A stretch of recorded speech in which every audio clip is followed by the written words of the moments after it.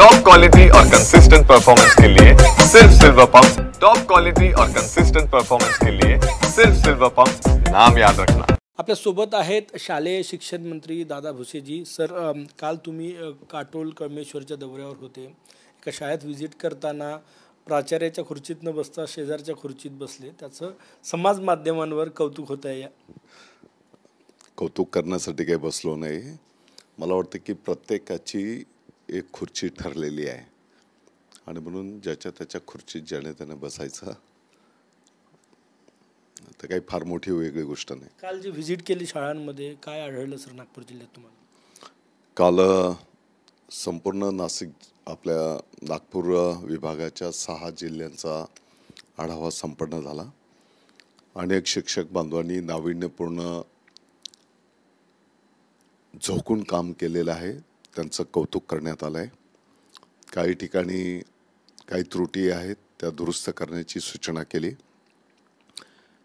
काही ठिकाणी डॉक्टरांनी विद्यार्थ्यांची तपासणी केली, परंतु त्याच्या पुढचे जे उपचार करण्याची आवश्यकता आहे तर ते करण्याच्या सूचना केल्या।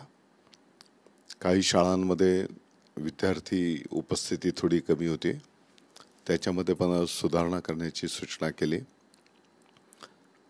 शाळेच्या आवाराचं स्वच्छता असली पाहिजे, स्वच्छतागृहाची स्वच्छता असली पाहिजे, अशा सूचना केलेल्या आहेत। सर, शाळांमध्ये जे स्वच्छतागृह आहे त्याची स्वच्छता बहुतांश ग्रामीण भागातल्या शाळांमध्ये विद्यार्थ्यांकडून केली जाते। म्हणजे टॉयलेट साफ करतात विद्यार्थी स्वतः, अशी परिस्थिती आहे। महाराष्ट्रभर हे होत आहे, याच्यावर काही उपाय?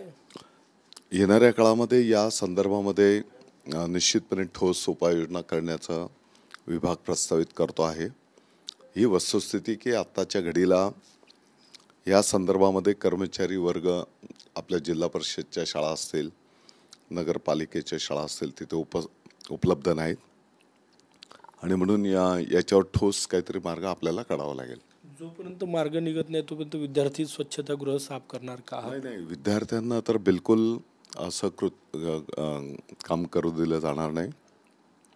आत्ताच्या घडीला आपले शिक्षक बांधव कोणतरी माणसाकडनं ते साफसफाई करून घेतात, परंतु याला कायमस्वरूपी एक धोरण असलं पाहिजे, म्हणून विभाग अभ्यास करून त्या ठिकाणी निर्णय करेल।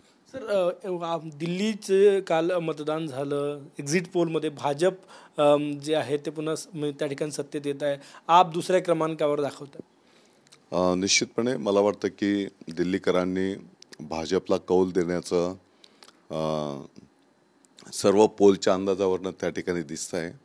मला वाटतं की मतांची त्या ठिकाणी विभागणी होऊन भाजपला दिल्लीकर स्वीकारतायत असं एकंदरीत चित्र दिसतंय आणि शेवटी जनतेला विकास हवा आहे।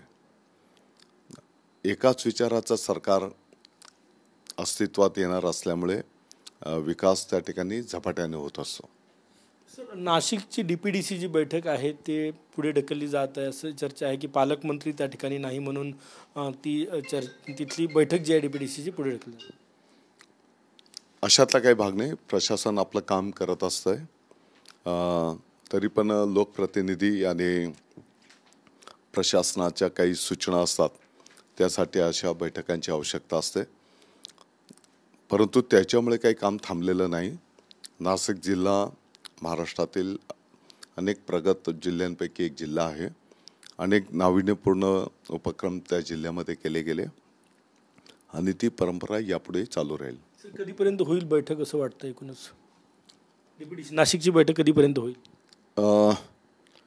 तुम्हाला जो मूळ प्रश्न विचारायचा आहे पालकमंत्री पदाच्या संदर्भात, कधी निघेल हाच प्रश्न आहे माझा। मी कायम सांगतो आहे, या संदर्भातले सर्वस्वी अधिकार मुख्यमंत्री महोदय, उपमुख्यमंत्री महोदयांचे आहेत। या संदर्भातला ते योग्य ते निर्णय करतील। शिवभोजन थाळी बंद करण्याची चर्चा महाराष्ट्रात होती असं छगन भुजबळ म्हणतात। त्यांनी मुख्यमंत्र्यांना पत्र लिहिलं की ही शिवभोजन थाळीची योजना बंद करू नये। शिवसेना कसं बघतं याकडे? निश्चितपणे ही एक चांगली योजना आहे। गोरगरिबांना याच्यातनं अन्नाचे 2 चांगले घास मिळत असतात आणि ही योजना बंद होऊ नये हीच भूमिका शिवसेनेची असेल। परंतु अनेक काही ठिकाणावरनं काही चुकीचं काम होत असल्याच्या पण तक्रारी त्या ठिकाणी येत आहेत.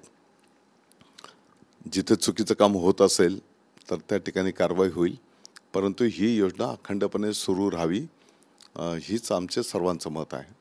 नाफेड थ्रू सोयाबीन खरेदीची मुदत आज संपते आहे. अनेक लाखो टन सोयाबीन अजूनही शेतकऱ्यांकडे पडलेलं आहे. एक सरकारचा अविभाज्य घटक म्हणून शिवसेना मागणी करणार की तारीख वाढवून मिळावी, शेतकऱ्यांचीच मागणी आहे. मागच्या काळामध्ये ऑलरेडी ही मुदत संपली होती. या विभागाचे मंत्री महोदय, पणन मंत्री महोदय माननीय रावलजी स्वतः केंद्रामध्ये जाऊन त्यांनी मुदत वाढवून आणली. आता ही वस्तुस्थिती की असं चित्र दिसत आहे की काही ठिकाणी अद्यापही शेतकऱ्यांच्याकडे सोयाबीन आहे आणि मुदत वाढवून मिळाली पाहिजे ही त्यांची मागणी आहे. मला वाटतं की आम्ही सर्वजण या संदर्भातला पाठपुरावा करू. राहुल सोलापूरकर यांनी छत्रपती शिवरायांबद्दल जे वक्तव्य केलं, त्यानंतर उदयनराजे आक्रमक झाले, कसं बघतं याच्याकडे? ज्याने कोणी वक्तव्य केलं मी त्याचा निषेध करतो. मला वाटतं की छत्रपती शिवाजी महाराज आपल्या महाराष्ट्राचे नाही तर हिंदुस्थानाचं दैवत आहेत आणि म्हणून या संदर्भामध्ये आपली जीभ उचलताना बोलताना कोण कितीही विद्वान असेल तर त्याने 100 वेळेस विचार करून बोलायला पाहिजे. मी त्यांचा निषेध करतो आणि नुसतं माफी मागणं आणि ती पण फार आडेवेडे घेऊन मला वाटतं की प्रत्येकाने आपली लायकी ओळखायला पाहिजे. कोणत्या विषयावर आपण काय बोलतो आहोत, काय भाष्य करतो आहोत याचा प्रत्येकाने विचार करण्याची आवश्यकता आहे. पोलीस कारवाई व्हायला पाहिजे असं वाटतं निश्चितपणे. सर, शेवटचा प्रश्न, आज तुम्ही अमरावती दौऱ्यावर आहे, नेमकं काय काय नियोजन आहे, किती शाळांना भेट देणार? मुख्यमंत्री महोदय, उपमुख्यमंत्री महोदयांचे आदेश आहेत की प्रत्यक्ष शाळेंना भेटी द्या. त्याप्रमाणे शाळेंना भेटी, रस्त्यामध्ये जे काही शाळा असेल त्या शाळेला भेटी देणार. तिथे काही सुधारणा करण्याची आवश्यकता असेल त्या पद्धतीचं स्थानिक ग्रामस्थांना विचारणा करून सुधारणा आम्ही त्या ठिकाणी करू. एकंदरीत काय तर विद्यार्थ्यांची गुणवत्ता वाढली पाहिजे, त्यांना आनंददायी शिक्षण मिळालं पाहिजे. काही गोष्टी आपल्याला फील्डवर गेल्याच्या नंतर समजत असतात आणि म्हणून काल जसं नागपूर विभागाची बैठक संपन्न झाली, मागच्या 4-5 दिवसापूर्वी नाशिक विभागाची बैठक संपन्न झाली, त्याच पद्धतीने अमरावती विभागाची बैठक संपन्न होईल. काही अडीअडचणी असतील त्या पण समजून घेऊ, त्याच्यातनं मार्ग काढू आणि एकंदरीत येणाऱ्या काळामध्ये शासकीय शाळांमधला शाळेचा पट वाढला पाहिजे. शाळेचा पट केव्हा वाढेल? जेव्हा पालकांना विश्वास होईल की इथं आमच्या पाल्यांना आणखी चांगलं शिक्षण मिळतं आहे. यापूर्वी पण चांगलं काम झालेलं आहे, चांगलं शिक्षण अनेक शिक्षक बांधवांनी कष्टपूर्वक दिलेलं आहे. ज्या काही कमतरता असतील त्या पूर्ण करू आणि आणखी मोठ्या प्रमाणात हे काम पुढे नेऊ. याला जोडूनच एक प्रश्न आहे की ज्या शाळा विद्यार्थ्यांना टॉयलेट स्वच्छ करायला लावतात त्या शाळांवर, शिक्षकांवर कारवाई होणार का? आपण जर असं निदर्शनास आणून दिलं तर निश्चितपणे कारवाई केली जाईल. कॅमेरामॅन साईसह गजानन उमाटे, TV9 मराठी, नागपूर.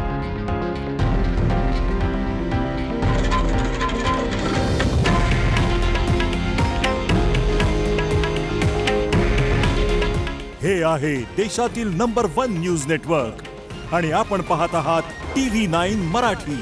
काळजी तुमची, हित महाराष्ट्राचं.